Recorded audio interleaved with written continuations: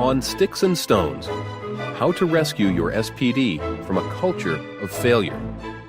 It's printed out and tacked to my office bulletin board with the exact words that I wanted to remember, highlighted in neon green. And it's not some deep, encouraging quote overlaying a picture of a peaceful mountain sunrise. It's an email from a frustrated surgeon that I never wanted to forget. Quote, "I don't say anything because it is expected sloppiness from Sterile Processing." End quote. Expected sloppiness. That was the perspective of this surgeon concerning the team of technicians laboring to decontaminate, clean, inspect, test, package, sterilize, and transport their surgical instruments. This was a customer who had lost faith in the product, who had been failed one too many times, and had written off any hope of internal improvement. Kind of like that one fast food restaurant that you swear you will never go back to because they don't understand the definition of fast, constantly get your order wrong, and always forget to give you napkins. And who could blame you? Poor quality and service should never become the norm. Sloppiness should never be expected. Overcoming not-so-great expectations. The reality for many sterile processing departments and leaders is that you have challenges and failures in your past that loom large in the memories of your customers. You got 999 trays right, but the instrument missing from last week's case was the one that caused the blip on the OR's radar and created the Monday morning hubbub.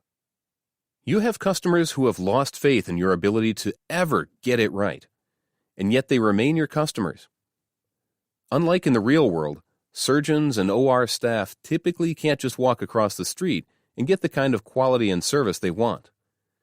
In one sense, they are a captive audience to your process improvement journey, and when that process fails, they add it to the list of reasons why, quote, nothing will ever change. But I want to encourage you today that you do not have to be defined by your failures.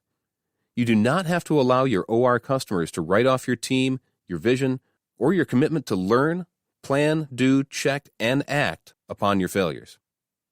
All that being said, you do have to improve. Frustrated and hopeless OR customers are a sign that all is not well with your department status quo. Even if the frustrations are mainly from past mistakes, months and sometimes years ago, there are still ways to chip away at the culture of failure your team may have found themselves in and set a new course for the future. Here are 3 ways to get started. 1. Own the failures up front. I know as an SPD leader or technician, it can be scary to own the failures confronting your department, especially if you don't control all the variables, low staffing, insufficient equipment, knowledge silos, or if the problems are rooted prior to your time in the department. Either way, your customers need to know the buck stops here with your team. You don't have to make unrealistic promises or throw yourself under the bus for no reason. But the first step to service recovery is demonstrating you understand the failure and you acknowledge that it includes your processes. This is key to rebuilding trust for you and your team. 2. Shield and engage your frontline technicians. There's a reason that surgeon's frustrated email is tacked up in my office and not the department break room. Some feedback isn't well suited for public consumption or encouragement. As a leader, you should be willing to take the heat for your department's process failures up front and then repackage those process lessons to engage your frontline staff for solution-oriented conversations. Nothing kills an SPD culture quicker than a fear-induced follow-up to processing failures. Instead, commit to protect your people, cast a vision for continual improvement, recognize the wins, and then celebrate the victories. 3.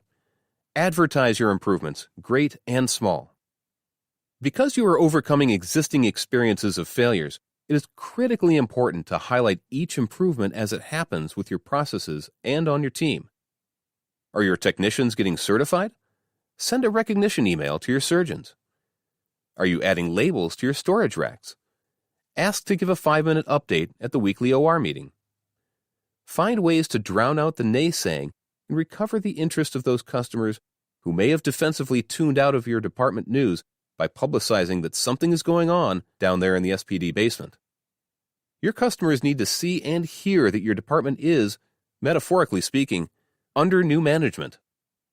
In the world of sterile processing, you rarely get the opportunity to build your reputation or the reputation of your departments from scratch. And even if you could, because mistakes are a part of human nature, your SPD team will have to overcome a process failure at some point in their professional experience.